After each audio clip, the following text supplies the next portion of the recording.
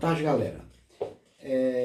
Eu resolvi fazer esse vídeo sobre o amaciamento da minha Kinko People GTI 300 porque um amigo, um conhecido meu, me falou que a motocicleta dele tinha quebrado o motor com 17 mil quilômetros, e eu perguntei como ele tinha feito o amaciamento e ele me disse que pegou a motocicleta na revenda e saiu para fazer uma viagem.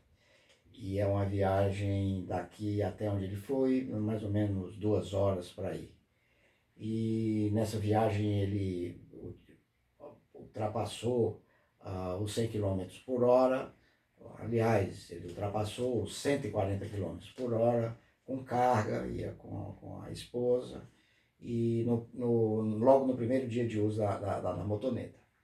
Então eu resolvi fazer esse vídeo para alertar e avisar para o pessoal, os companheiros que gostam de motociclismo, que adquirem motocicleta nova, que tomem cuidado com o amaciamento, porque é um período muito crítico da vida da motoneta.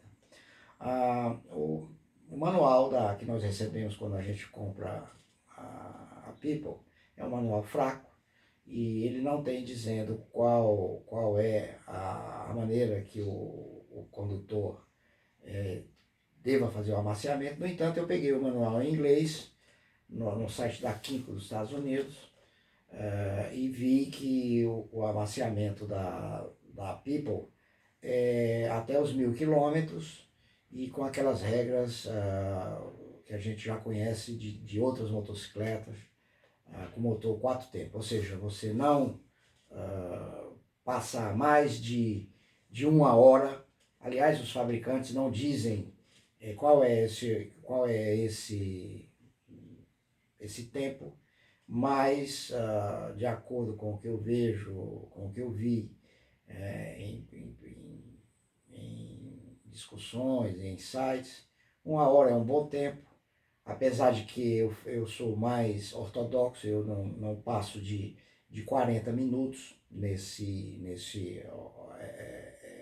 intervalo de 0 a 1000 quilômetros. E o outro pedido da Kinko é que você não ultrapasse 2/3 da rotação máxima da motoneta. Então, antes de eu dizer como é que eu faço o amaciamento da minha moto, eu vou explicar o que tem por trás desse termo amaciamento, que eu acho um termo inadequado na língua portuguesa. O processo tem mais a ver com o ajuste de folga do que propriamente com amaciamento. O que acontece é que quando a motocicleta sai nova da fábrica, as folgas são muito apertadas, tá certo? E não vou aqui explicar nem justificar por que os fabricantes fazem isso, mas o fato é esse: as folgas saem muito apertadas, o motor sai muito justo. Então, se você estressar o motor nessa condição, você vai provocar duas coisas. Primeiro, a quantidade de partículas metálicas que se despreendem normalmente no processo de amaciamento. Se você ultrapassar esses limites do fabricante, essas partículas metálicas vão ser em um volume maior no óleo lubrificante. E o segundo é o superaquecimento, né? Você vai superaquecer a superfície, e a gente sabe que quando superaquece, as coisas dilatam, tá certo? E aí as folgas vão ficar mais justas, e aí a quantidade de metal vai ser despreendido, de partículas de metal, vai ser maior. Então você tem um quadro catastrófico se você para a parte mecânica, se você ultrapassar esses limites que o fabricante pede para você não ultrapassar quando você estiver amaciando. Então, como é que eu faço o amaciamento da minha motoneta? Eu tenho um circuito aqui perto de casa, são um conjunto de avenidas que tem semáforo, que tem lombada, curvas, rotatórias. Então eu marco o tempo até os 500 quilômetros. Eu não passo de 40 minutos, ou seja, eu marco o tempo que eu sei que dá uns 20 minutos daqui de casa até um certo ponto. Quando eu chego nesse ponto, eu volto aí mais 20 minutos, faz uns 40.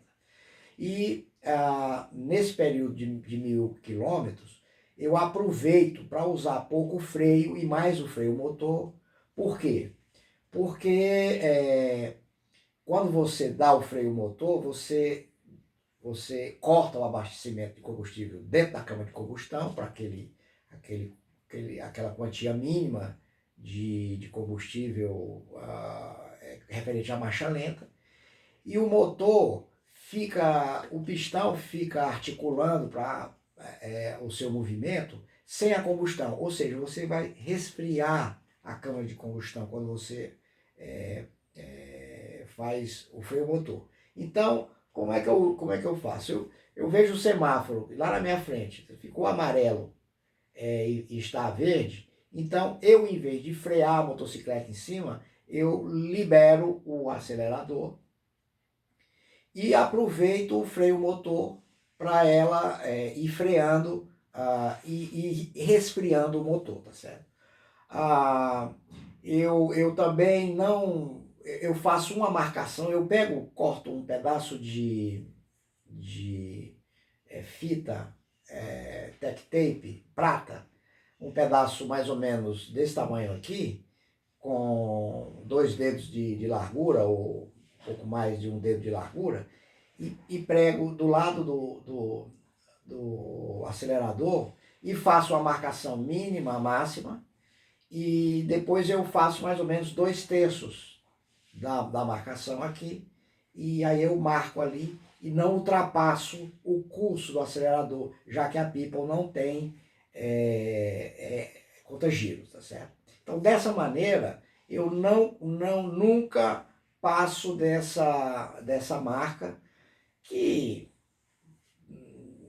no plano, provavelmente dê 80, 90 km por hora, tá certo? Então, eu utilizo bastante os obstáculos para usar o freio motor. No percurso também tem descidas e tem subidas, então quando é na subida, eu puxo o motor para o 2/3, para ele articular a força dele e o assentamento dos anéis nas canaletas do pistão, tá? Porque o anel, ele tem uma canaleta, que ele fica uma parte fora, que é o pistão, aqui o anel, aqui é a canaleta, então ele tem uma canaleta que ele fica, então tem o que se chama de assentamento dos anéis, são vários do pistão, então eu faço isso tudo para evitar o superaquecimento das partes internas do motor. Aí, quando chega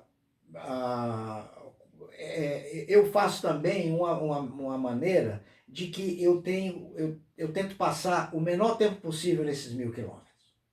Então, por exemplo, eu chego do trabalho, janto, pego a motoneta, faço o circuito. Volto. Quando é no fim de semana, ou seja, eu faço 2 circuitos cada dia. Isso para mim vai ser o quê? Uns 35 km, tá certo? Por dia na semana.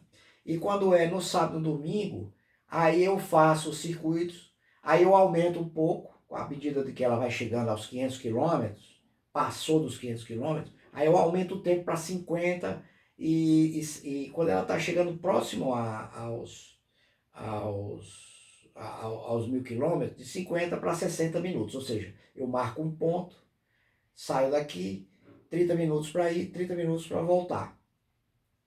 E aí no domingo e no sábado eu faço 3, 4 circuitos desses, às vezes quando eu não tenho nada para fazer, eu faço até 5 vezes. Faço o circuito, venho para casa, deixo a motocicleta por uns 30 minutos, o motor esfriar, faço o circuito de novo, para quê? Para que passe rápido esse período dos 1.000 km, né? Quando chega os 1.000 km, levo na concessionária, eles trocam o óleo, e aí eu faço uma viagem, tá certo? Eu pego a rodovia, saio daqui da cidade onde eu moro, que é Sorocaba, vou para Indaiatuba, vou para Salto, às vezes até Campinas, e aí nesse ponto eu já não estou mais levando em conta a quantidade de tempo que o motor vai ficar ligado, Mas o que eu faço é o seguinte, aí eu ultrapasso os 100 km por hora, tá certo? O que eu faço é o seguinte, eu pego, deixo ela a 120 km por hora, passo 20 minutos naquela velocidade, baixo para 90, passo mais 20. E aí eu vou modificando as velocidades numa faixa de tempo de 20 ou 30 minutos e vou articulando ela para essas folgas liberarem mais, tá certo?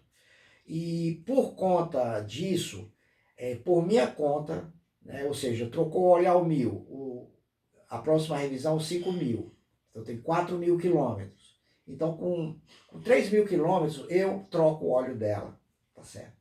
Para eliminar aquelas partículas que eu conscientemente provoquei nessas viagens que eu faço. E aí pronto, aí cessa o período, a motocicleta já está completamente operacional, para mim, com 3.000 quilômetros.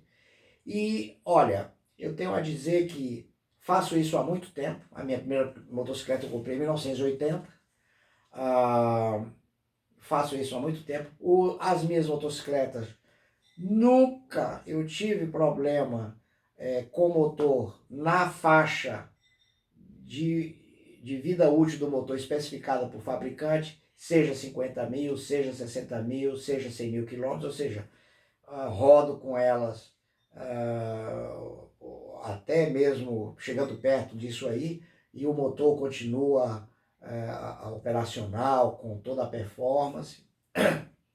Então eu fiz esse vídeo, espero que vocês, não é para levantar polêmica, é para dizer o que eu faço, é a minha experiência que eu estou compartilhando com vocês, e espero que vocês tenham um bom proveito disso. Grande abraço, tchau, tchau.